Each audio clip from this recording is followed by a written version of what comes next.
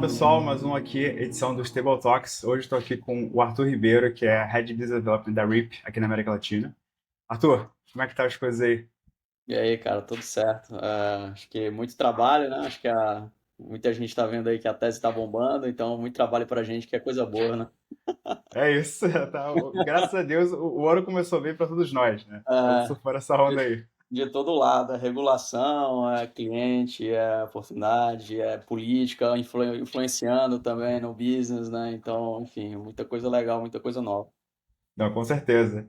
E, pô, cara, assim, obviamente muita gente que está mais na indústria, assim, como nós, né, que participamos ativamente disso tudo, conhece a RIP já, né, conhece um pouco do que vocês fazem e vem fazendo, vem construindo ao longo de alguns anos já. E agora, né, com uma presença local através de você. Mas queria que você contasse um pouquinho, acho que primeiro, obviamente, sobre o Arthur, né, quem é você, né, o que que você faz aí na RIP, como é que você caiu na RIP, acho que é interessante também de descobrir. E dentro da RIP, o que que você toca e o que que a RIP faz no contexto global mesmo, assim, e a visão de vocês aqui para a região. Boa, então vamos lá, cara. Cara, bom, nasci de Fortaleza, né? Sou cearense, eu vim aqui pro Rio de Janeiro, e continuo aqui no Rio de Janeiro, então faz uns 15 anos que eu tô aqui já. Eu comecei minha carreira no mercado financeiro tradicional, então comecei no BTG aí, seus sócios. Fiz parte da minha carreira lá e depois fui para um asset, enfim, era trader de renda fixa. Então, muito ainda no mundo, digamos, Web 2, TradFi, digamos, né? E aí, cara, um momento ali em 2020, 2021, eu montei uma fintech, né? Eu queria conhecer esse mundo aí de empreendedorismo e eu chamei alguns amigos meus, alguns sócios meus da época que também trabalhavam comigo no BTG, para montar uma fintech. A gente construiu essa fintech por mais ou menos uns 2 anos, vendemos essa fintech, era uma fintech brasileira, no ramo aí de receber de cartão de crédito. Então a gente tocava muito na questão de pagamentos, arranjos, esse tipo de mundo, né?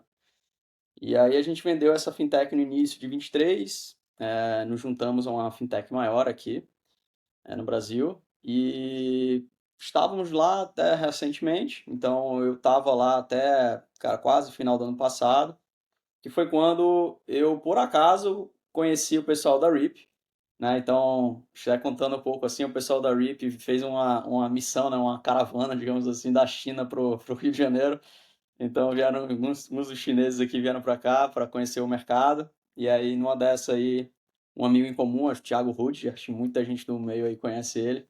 É o Lenda. Master Connector, né? Salve Thiago Rudd. E aí, cara, ele basicamente o pessoal da RIP gostou bastante do Brasil, gostou bastante do Latam, viu que tinha muita coisa acontecendo aqui legal. E aí eles realmente tomaram a decisão de localizar, né, entrar na região. E aí o Thiago meio que me apresentou para eles e foi isso, cara. Eu fui o primeiro empregado contratado da RIP no Ocidente, digamos assim. Então todo o restante da empresa é todo ali do Sudeste Asiático, né? Entre Hong Kong, Singapura, cara, Japão, Malásia e Vietnã, todo mundo ali de todas as nacionalidades ali daquela região. E aqui na RIP, basicamente, estou responsável para colocar todo o setup de pé, digamos assim, né? Então, muito trabalho de regulatório, então, assim, porque está tendo toda essa discussão de VASP, nova regulação acontecendo, então tem que fazer toda essa interlocução aí com escritórios que nos ajudam a navegar nesse mercado.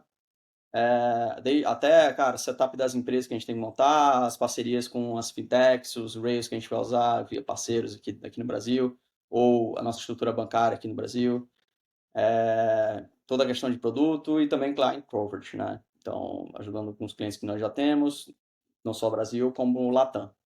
Então, é um chapéu assim que a gente fala, a gente fala que eu sou o country lead do Brasil, mas hoje eu ajudo meio que na região inteira, assim, até porque a gente ainda está testando equipe no Latam, né? Então, meio que tá meio cross-functional, assim.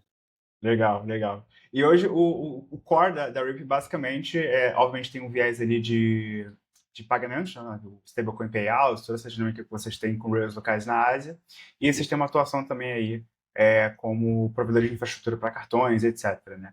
Isso. Você pode contar um pouquinho aí sobre esses dois viés, acho que é interessante. Boa, legal. Cara, a gente tem basicamente duas verticais, né? A gente fala que temos a vertical de pagamentos e temos a vertical de cartão, né? Em ambos as verticais, a gente pode tanto su- atender o cliente final de uma forma direta, digamos, não necessariamente uma plataforma, uma fintech, mas digamos, poderia ser eventualmente até um importador ou até um business enfim, uma empresa que não necessariamente seja uma fintech, quanto também a gente pode entender plataformas e aí via API, né? Então, por exemplo, na parte de cartão, a gente tem um cartão corporativo da RIP, né? Que o grande USP aí é que a empresa consegue fazer um top-up, né? Colateralizar esse cartão utilizando stablecoins, né? Então, USDT e USDC, né? Então, assim, essa é uma feature que, cara, tem muito apelo para todo mundo no mercado cripto, o mercado Web3, está crescendo bastante, né? E a gente também, da mesma forma, consegue fornecer isso como infraestrutura. Então, eventualmente, alguma empresa que quer montar o seu próprio programa de cartão, de novo, usando essa feature aí de stablecoins, para colateralizar o cartão com stablecoin, a gente consegue atender, né? Então, eles meio que conectam nas nossas APIs, a gente faz o enable them, né? Para fazer esse programa deles mesmo. E aí, na parte de pagamentos, é muito uma ótica de Rails, né? Então, acho que, bom, acho que essa dinâmica, nós dois aqui, a gente está dentro, a gente conhece muito bem, mas ele é muito de complementariedade, né? Então, a RIP, por ter nascido geograficamente ali na Ásia, nós temos um banking muito sólido na região, né?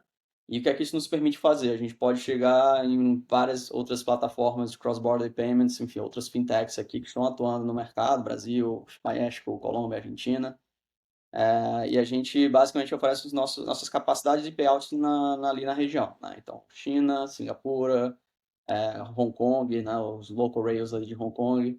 Então, é isso, né? Então, meio que esse mercado você sempre busca rails que te complementam, assim, né? Então, é basicamente isso. Assim, em Latam, a gente tá vendo que a maior aposta, assim, digamos, é a parte de payments, né? A parte de pagamentos, justamente por essa ótica de que a China é o principal parceiro comercial de Latam. Né? Então, Brasil, Argentina, todo mundo ali faz um comércio enorme com a China e China é o que a gente é bom. Né? É o nosso payout rail que a gente é realmente muito bom. É isso. Legal. Não, legal. E eu acho que dentro desse contexto, né, cara, esse mundo de pagamentos e essa ótica toda que a gente está vivendo de stablecoin payment companies, né, é uma grande peça de Lego, né, que você junta ali diferentes parceiros, diferentes rails locais, então é um business complexo do ponto de vista de operacional mesmo, assim, né, a gente também tem vindo muito na pele isso, porque acaba que é isso, né, são múltiplas APIs, são múltiplas regulações, são múltiplas, né, QIB, né, nem se fala. Exato. Então é um negócio que realmente vai escalando em termos de complexidade, mas também é o preço que se paga, né, para ter esse coverage nesse sentido. Cara, sobre o cartão corporativo, é um negócio super interessante que você trouxe ali, né? Então, basicamente, vocês conseguem viabilizar, por exemplo, é um cartão pré-pago, de análise, né? Que eu posso colocar saldo Ele, stable e eu. na verdade, a dinâmica dele é parecida com o pré-pago, mas na verdade é um cartão de crédito, tá? Mas que a gente não toma um risco de crédito. Então a gente sempre Tá. pede pro cliente colateralizar ele. E aí, de novo, né? Acho que a grande vantagem é de fato colateralizar ele em stablecoins, né? Então, em um momento o nosso cliente precisa, né, transitar eventualmente do balanço dele o stablecoin e converter isso para um fiat. Não, ele Uhum. pode já colateralizar direto aí com um stablecoin com a gente e gastar como se fosse, né, gastar em fiat, né? Legal. É isso. Ah, Maneiro. E aí, isso também posso medir para funcionários e toda essa dinâmica também. sim. Então, Super legal. na oferta direta da RIP, né, quando a gente emite o cartão, né, com o design RIP, a gente só tem essa oferta, digamos, direta para empresas corporativas, então empresas, né, então emissão corporativa. Mas no modelo de CaaS, né, que nós chamamos de Card as a Service, que é o modelo de white label, digamos, aí sim o nosso cliente ele pode ter uma flexibilidade de fazer emissão tanto retail quanto corporativo, né? Legal. Não, bem interessante. E aí, voltando aqui para a discussão de Latam, assim, né? Você falou que a galera da RIP veio aqui, ficou maluca e falou, cara, temos que investir aqui na região. Por quê? Cara, acho que é um pouco isso que eu falei, assim, né? Acho que, de novo, Latam, acho que a verdade é o seguinte, o Brasil, ele desenvolveu, falando Brasil aqui primeiro, né? Brasil, ele desenvolveu muito em termos de fintech, de tecnologia financeira, mas muito intra-Brasil, digamos, Pix, todos os neobanks, né, que surgiram, acho que revolucionou toda a experiência de retail intra-Brasil. Mas a experiência de cross-border payments, ela tá meio que parada, assim, no tempo, tá? Acho que até tiveram algumas atualizações, assim, de regulação, que pô, foram super boas, assim, né, modernizou muita coisa, mas na prática, em termos de produto, a experiência ela é muito old school, assim, cara. Então é basicamente Swift, né? Então o mercado cross-border todo hoje, na hora de liquidar um pagamento, ele se apoia muito no Swift. E o Swift ainda tem muito problema, cara. O Swift é uma tecnologia que existe, não é um network que existe há décadas.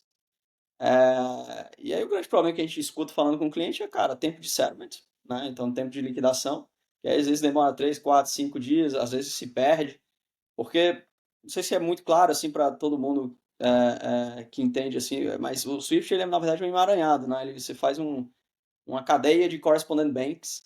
Então o banco que tem uma conta em outro banco, que tem uma conta em outro banco, e manda para outro banco. E aí nisso daí, cara, às vezes, e eu falo às vezes, e é certo, é bem comum, na verdade, o Swift às vezes se perde. Às vezes o Swift não liquida e está preso em algum correspondent bank no meio do caminho. E tudo isso aí, todo esse tempo de espera, ele significa o quê para o cliente na ponta? Significa que, cara, o fornecedor, digamos, asiático, ele não recebeu o pagamento, ele não shippou, né, ele não mandou os produtos enquanto ele não manda, né, enquanto não recebeu o pagamento, então o cliente brasileiro, meio que, isso é capital de giro no final das contas, né, ele fica mandou o pagamento, está preso e não recebeu o produto, né. Então, assim, essa realidade, ela não acontece só no Brasil, né, de uma experiência, digamos, não ótima em cross-border payments. Ela acontece também no México, acontece também na Colômbia, acontece na Argentina, muito na Argentina. Toda a disfuncionalidade, assim, que, enfim, que tem lá, né. Então, foi um pouco isso e uma consequência, tudo que eu tô falando é na ponta, né, a demanda na ponta, do cliente final, digamos, do importador, exportador, digamos. E em cima disso, acaba desenvolvendo todo um ecossistema de empresas locais que tentam endereçar esse tipo de empresa. Então, por exemplo, acho que vocês mesmos agora estão com atuação nisso, né, de atender esses clientes aqui, atender esse fluxo de cross-border, principalmente nessa hora de ter o relacionamento com o cliente final. E a gente está entrando para suportar principalmente essas plataformas. De novo, cara, nós temos aqui o Rails ASI, né? Vamos conectar aqui e fazer o last mile. E é isso. Certeza. Legal. E eu acho que dentro desse. Eu tenho, assim, quando a gente está muito imerso nesse mundo, assim, eu acabo me pegando às vezes e falo, eu não leio nada sem ser só da stablecoin, né? Então, às vezes, a gente fica lendo tanta coisa, assim, né? E alguns vieses que aparecem. Mas um ponto que é super interessante que eu comecei a me aprofundar recentemente é o seguinte: né? Durante muito tempo a discussão sempre foi sobre stablecoins ajudam toda a dinâmica de desbancarizados, né, acesso a dólar, né, e aí sempre relacionando isso com o fato de, por exemplo, a América Latina e outros países, outros emerging markets, ter justamente essa relação de, cara, moeda desvalorizada, a galera quer dolarizar o patrimônio, e sempre ficou nessa perspectiva mais varejo, né, o bem para a sociedade, né? E de anos para cá, cada vez mais tem se falado sobre B2B payments, na verdade, né? Então, a adoção de todo esse fluxo de stablecoin, seja do ponto de vista de payments, de tesouraria, né? Para, de fato, as operações financeiras de corporações, de importação, importação e tudo mais, né? E eu tenho lido muito de que nos últimos anos, aí, principalmente no ano passado, né, todo esse movimento que aconteceu com a Bridge, etc., acabou mostrando muito isso para o mundo, né, de que, de fato, é uma nova fase do que a gente tem hoje em termos de métodos de pagamento realmente internacional, né, porque antes ficava muito no crypto user ali, né, que usava para investir, para, né, aplicar em alguma coisa em DeFi e tal, e agora a gente está vendo isso realmente no mainstream. Linkando com isso, né, você falou no início da nossa conversa aqui sobre regulação, como é que você tem enxergado, né, os movimentos brasileiros em termos de VASP, em termos de stablecoin FX, né? E, obviamente, que você puder falar, né, em relação a isso. E como é que você está, qual a tua perspectiva, assim, né? Tá otimista, tá pessimista? O que você pensa aí? Cara, vamos lá, eu vejo com ótimos olhos a regulação, tá? Eu acho que é muito importante o mercado ele se organizar, porque hoje, assim, basicamente não tem regra, né, de funcionamento, digamos. Então, qualquer pessoa pode chegar aqui e começar a operar, e aí, cara, isso daí ele pode ou não ser compliant com todas as regras de QIB, enfim, não existe muito controle nisso. E o ponto é, quando o Banco Central ele entra, minha visão aqui, tá? Quando o Banco Central ele entra para tentar organizar, é legal porque passa mais confiança para o mainstream, digamos.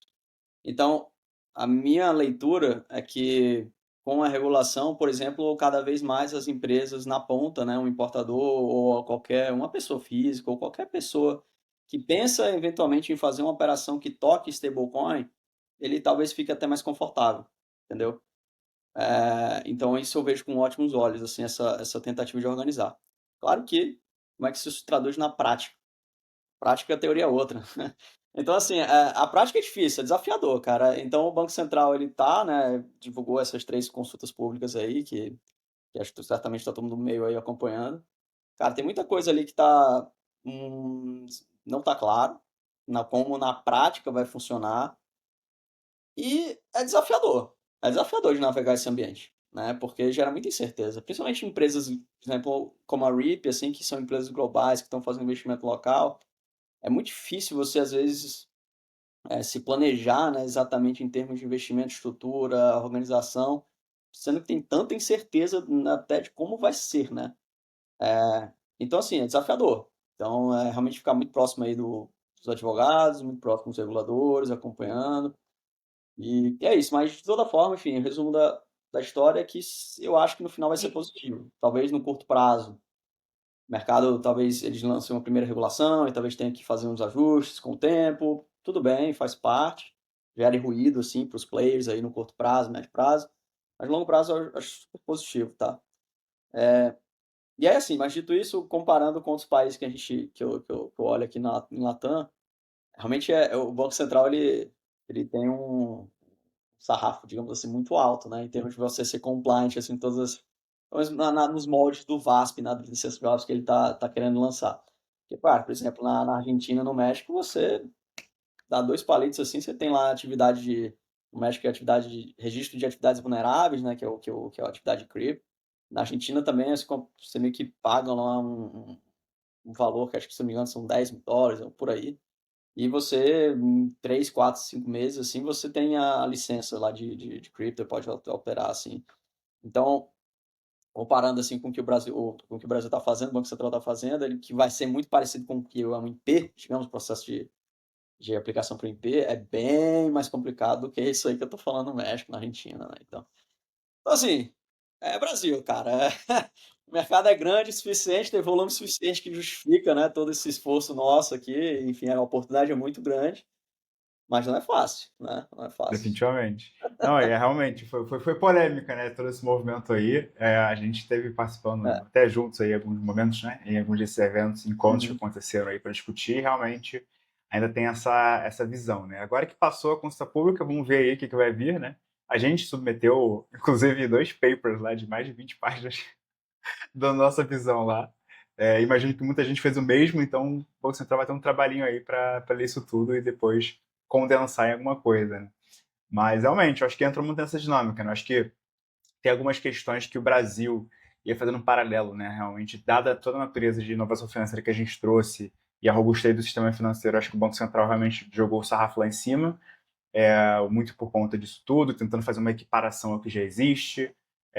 Também ele trouxe a discussão de bancos de corretores de câmbio, né? Que também é um ponto polêmico ali que rolou na discussão da nova regulação. E, ao mesmo tempo, a perspectiva que a gente viu também foi que há uma inspiração na Mica, né, em relação a tudo isso. E isso me lembra, lá atrás, toda a dinâmica de LGPD de DPR, né, que foi muito parecido, para não dizer ali, uma copy, mini copy ali que a gente trouxe para cá, muito porque, de fato, o Banco Central enxerga lá como standard regulatório, né. Mas vamos acompanhar, assim, a gente também está bem otimista, acho que muito por esse sentido, né, que a gente vem trabalhando há um tempo e, principalmente falando com players corporativos, grandes enterprises, elas sempre ficam nessa questão de, cara, não sei, não tenho tanta certeza, quero esperar e tal, e agora a gente vai ver o mercado muito mais aberto, coisa que anos atrás você sequer uma reunião o cara topava fazer, né? Agora pelo menos você consegue tomar um café. Exatamente. Cara, era um bloco total, assim, se você falar, principalmente quando você está falando com gente de indústria tradicional, digamos assim, né? Então, sei lá, você está falando com uma empresa de agronegócio que exporta pra caramba, importa pra caramba. Você chega lá para falar com ele, assim, de stablecoin, né, cara, acho que ainda o conceito ainda não é aceito muito fácil, assim, para eles. Mas, de novo, acho que é só uma questão de tempo, assim, é só uma questão de novo, regulação entrando, Cada vez mais isso vai chegar mais na ponta, né? As pessoas vão ficar mais conscientizadas assim, com isso.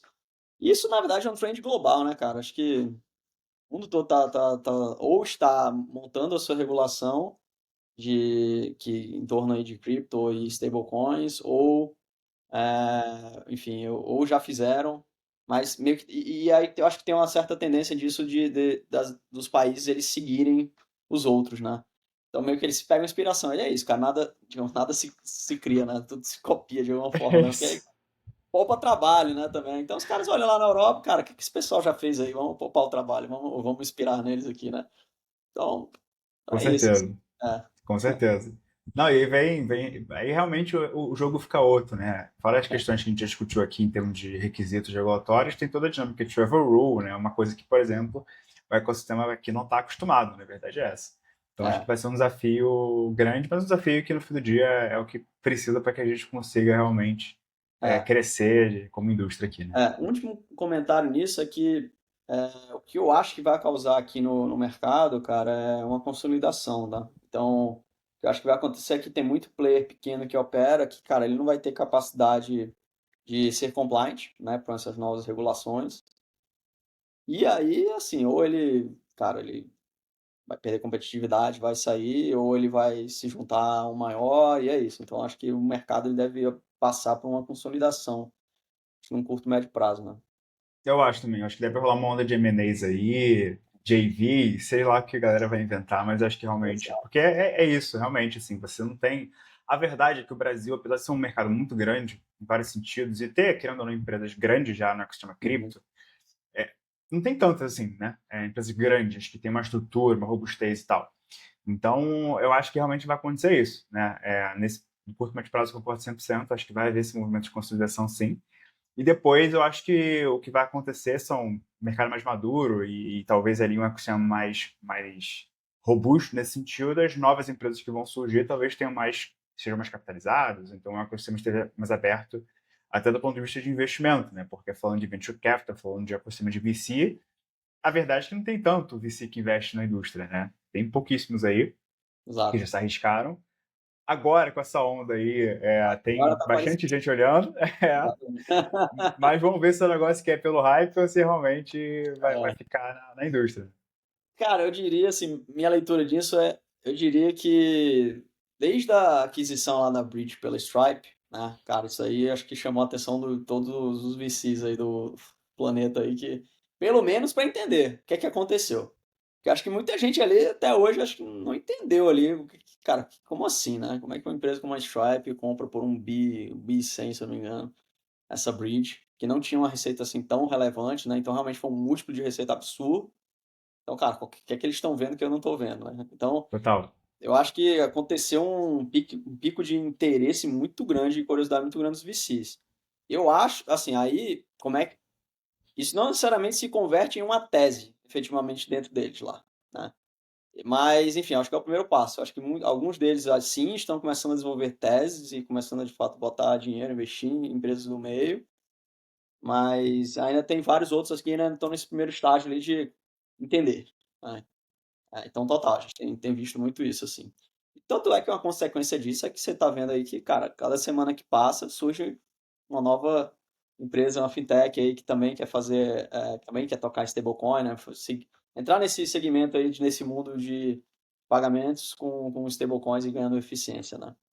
Total. E cada vez mais surgem esses market maps, né? Landscapes de stablecoin, cada vez fica maior e cria umas categorias. Né?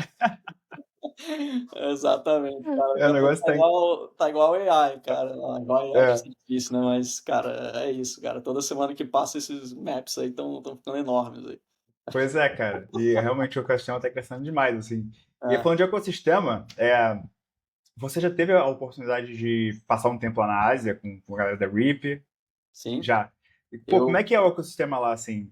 Obviamente a gente ouve, né? A gente ouve muito sobre Singapura, ouve muito sobre Hong Kong, mas como é que é lá, assim, no dia a dia, assim? Ah, legal. Cara, vamos lá. Eu fiz uma viagem, enfim, foi um pouco mais de um mês. Eu passei ao todo 3 semanas. Eu passei uma semana em Singapura e 2 semanas em Hong Kong. Em Singapura, assim, foi muito intenso o RIP, né? Então, acho que eu tive pouca interação, assim, com fora ali, né, com o restante de Singapura. Mas em Hong Kong me chamou muita atenção, cara. Hong Kong é muito pujante, assim, o ecossistema. Então, cara, o tempo inteiro a gente, cliente nosso. Então, por exemplo, no mesmo prédio lá do coworking, lá que a gente tem uma sala, né? O escritório da RIP em Hong Kong. Cara, no mesmo andar tem 3 outras empresas que são clientes nossos. Então, o ponto é que, o ponto é que realmente empresas que estão no ecossistema de crypto, stablecoins, é muito grande, né? E é até curioso, assim, tá? Porque ainda não existe, digamos, a regulação formal ainda não saiu lá, né? Mas ele é muito permissivo, né? O ambiente, tanto Singapura quanto Hong Kong, várias empresas se instalam lá, porque o ecossistema ele permite, né? Tudo bem, os bancos trabalham, assim, então é incentiva. Então, muita empresa se instalou lá, né? Em Hong Kong, Singapura. É, e é isso, assim, cara. Então, cada evento que a gente faz lá em Hong Kong, por exemplo, a Ripple tem um hábito de fazer muito happy hour lá de evento. Cara, nosso bomba no nível absurdo, assim, cara. Então, você vai lá tomar chopp, você passa às vezes 10 horas falando sobre stablecoin Legal. com 200 pessoas diferentes lá. Então, realmente é muito, muito, muito profundo, assim, o ecossistema. Quando a gente compara, assim, com o Brasil, tá? Então, por exemplo, acho que aqui no Brasil, eu diria, obviamente, Rio de Janeiro e São Paulo, né, que são os mercados com mais profundidade, digamos assim, mas realmente ainda não é tão grande assim, né? Você lota uma sala, Não talvez. é, cara? É o evento lá que a gente participou, cara. É aquilo ali. Aquilo ali é 90% do mercado. Se joga uma bomba ali, acabou, acabou a indústria. Acabou o ecossistema, cara. É. Então, cara, mas tá crescendo muito, tá? Acho que talvez eu diria assim, em termos de growth, sem dúvida o Brasil acho que cresce muito mais que lá. E o que é legal aqui também na região é que outros países, né? Então, Argentina também está acontecendo, Colômbia está acontecendo, México está acontecendo, e como é um business de natureza inerentemente global, tem muita troca, assim, né? Então, cada evento que aparece aqui, cara, parece uma galera da Argentina, parece uma galera da Colômbia, parece uma galera do México, né? E a gente acaba fazendo muito negócio junto, assim. É isso, assim. Então, é isso. O mercado é profundo lá, acho que é bem mais estabelecido, mas a trend em termos de growth aqui acho que é maior. Acho que a gente está fazendo um catch-up.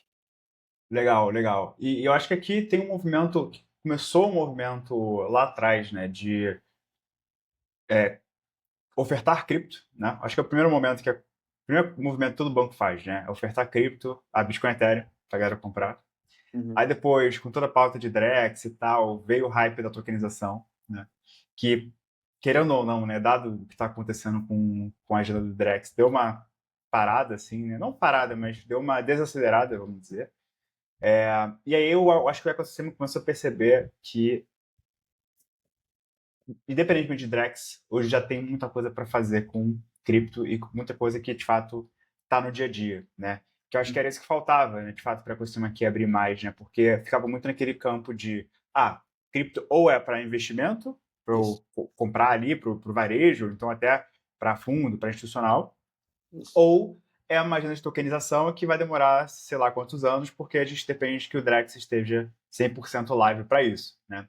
E, obviamente, você tem um ou outro caso de uso aí, né, de recebíveis, de outras coisas que tem empresas do setor fazendo, mas que, de fato, não é um negócio muito grande ainda, né?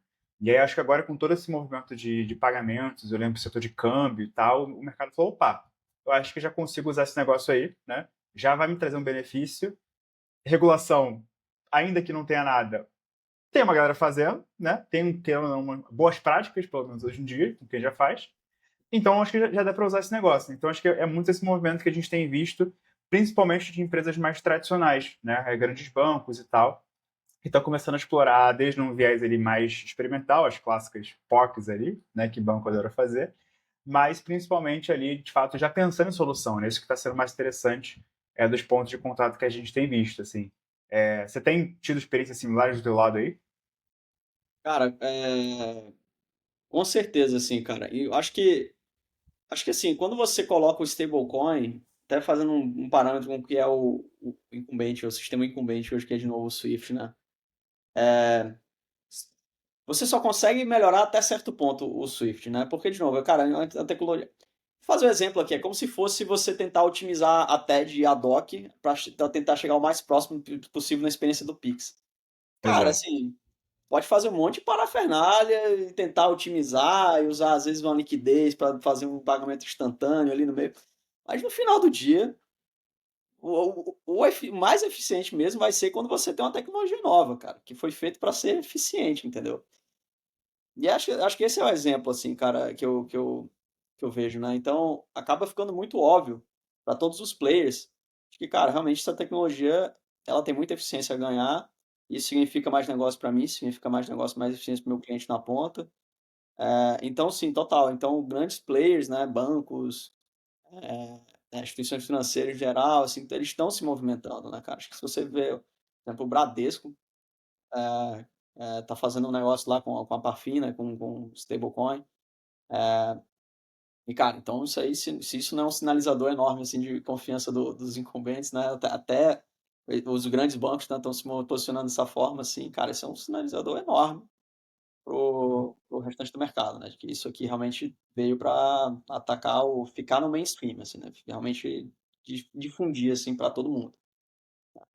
Então, Não, total, cara, com vejo isso. certeza, assim. Definitivamente, assim, a gente tem visto uma demanda gigante, assim, né, recentemente. E aí, obviamente, tem players e players, né? Tem uma galera dentro de, por exemplo, PSPs, né? É uma categoria ali de serviço que acaba sendo mais adepta, né? Mais, vamos dizer assim, ávida por esse tipo de solução. A gente tem visto muito banco também interessado, aí mais no viés de varejo, de conta global, de cartão, né? Mais desse ponto de vista. Então, a gente realmente tem visto muito dependendo do nicho ou tipo de empresa também, os casos de uso ali que estão sendo mais demandados, tal, né? Né. Então, cara, é um momento bem legal, assim, de tá construindo, assim. É. Cara, tem um caso de uso também, assim, que eu acho que a gente não comentou, acho que você tocou brevemente nele, que realmente é a questão do stablecoin como hedge, né? Hedge de moeda, assim, né?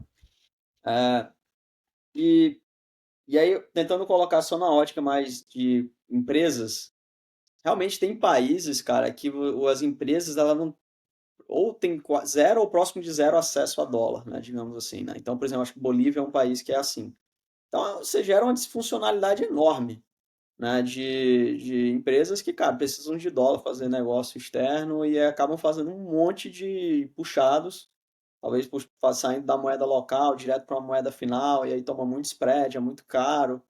E, cara, o stablecoin tá revolucionando a vida desse pessoal, né, em termos de eficiência, assim. Então, acho que no Latam a gente enxerga muito isso, né? Você tem um caso de uso assim de pagamentos, de eficiência, mas tem também esse caso de uso assim de hedge.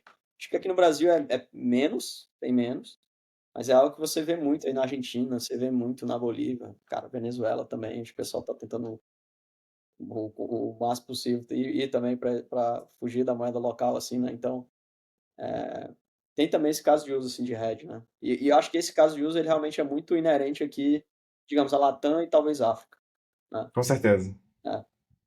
É, Ali toda a questão do...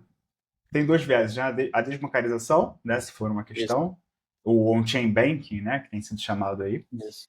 e também todo esse viés de hedge, realmente, de você ter exposição a dólar, a euro, enfim, essas moedas fortes, né. Né? Cara, eu acho interessantíssimo, assim, e isso depois extrapola para outras questões, né? Então, não só você ter acesso, por exemplo, a dólar, mas você gerar yield em cima disso, né? Então, aí dá para extrapolar bastante, inclusive, são coisas que a gente vem desenhando aqui na Lumix, mas sem spoiler aqui. Mas, o Arthur, acho que para fechar o papo aqui, cara, pô, passou super rápido aqui, foi super legal. Fechar com o clássico aqui, né? O que você espera aí de perspectivas, tanto para esse ano, né, quanto para 26 aí? Boa. Vamos lá, ponto de vista regulatório. VASP. Então, todo mundo aí de olho na VASP, como é que vai ficar para se posicionar, enfim, isso vai ser um dos grandes desafios, grande incógnita aqui ainda, e que vai definir muita coisa. Então, essa é a parte principal, assim, do lado de regulação.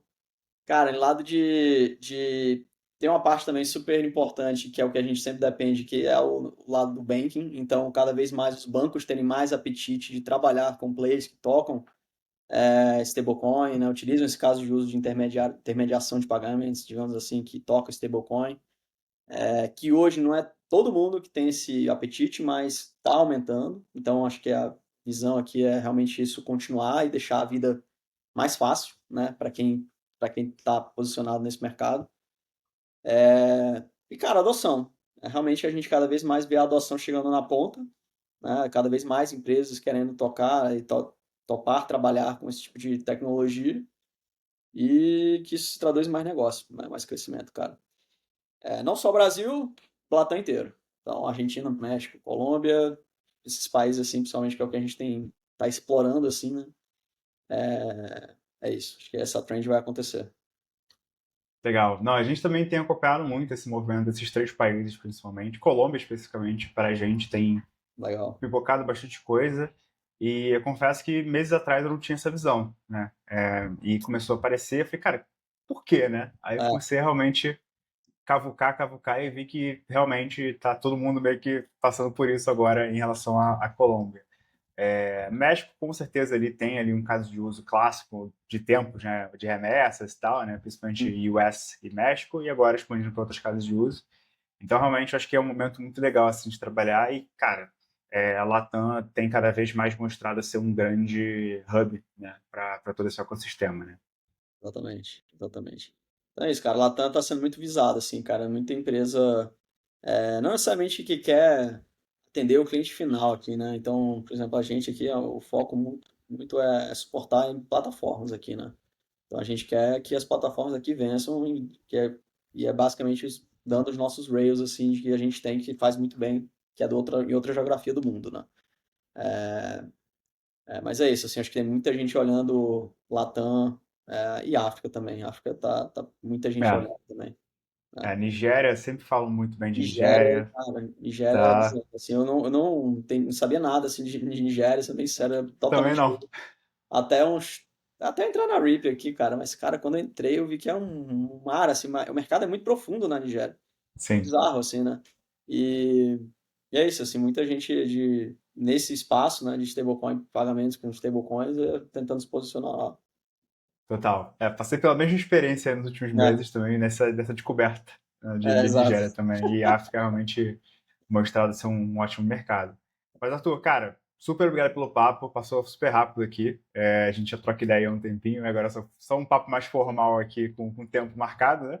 É, é Mas isso. sempre legal bater um papo contigo. E, pô, se quiser deixar umas últimas palavras aí, como é que a galera te acha, enfim, como é que acha o RIP, fica à vontade. Boa. Cara, a RIP a gente ainda tá tímido, digamos assim, no Brasil. Estamos começando agora, mas vamos expandir time, vamos expandir. Não, não, o time não só Brasil, mas México também, eventualmente a Colômbia aqui, que vai começar a fazer também. Mas, enfim, quem quiser ter mais interesse, pode me procurar no LinkedIn. A gente vamos marcar um papo aí. Tô querendo conhecer o máximo de gente possível do ecossistema, para a gente ver como é que a gente se ajuda. Acho que esse é o que é legal dessa indústria, né? Acho que é uma parceria muito forte. Então é meio que todo mundo querendo fazer a torta crescer e não meio que a galera querendo pegar pedaço da torta do outro. Isso não existe, cara. O mercado ali, se a torta crescer, todo mundo vai estar bem, né? E é isso. A gente tem que trabalhar para gerar eficiência no mercado, assim, né? Como um todo. Né? Então é isso, cara. E, pô, queria te agradecer aí, cara, pelo convite. A gente está super animado também aí com parceria com a Lumix. E é isso, cara. Vamos fazer o Brasil virar referência desse mercado. É isso, vamos pra cima.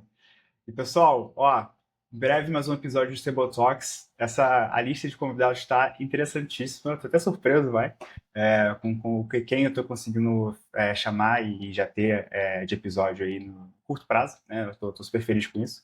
Mostrando que a gente está com um bom trabalho de network aí, Arthur. Mas a gente está aqui chamando gente muito legal, né? Trazendo diferentes visões de Brasil, de Latam, de Ásia, de Europa. Então vai ter papos super legais também com fundadores e líderes, né, de indústria de todos os continentes praticamente aí nos próximos meses. Então bem animado aqui com esse novo projeto pessoal que eu estou puxando. E bom, fico por aqui. Arthur já deu aqui a call, né, de como vocês acham ele. Fique à vontade de mandar mensagem para ele. Fala que vocês vieram por aqui só para saber se deu certo aqui. E é isso. Valeu, pessoal. Tchau, tchau. Valeu, pessoal. Tchau, tchau.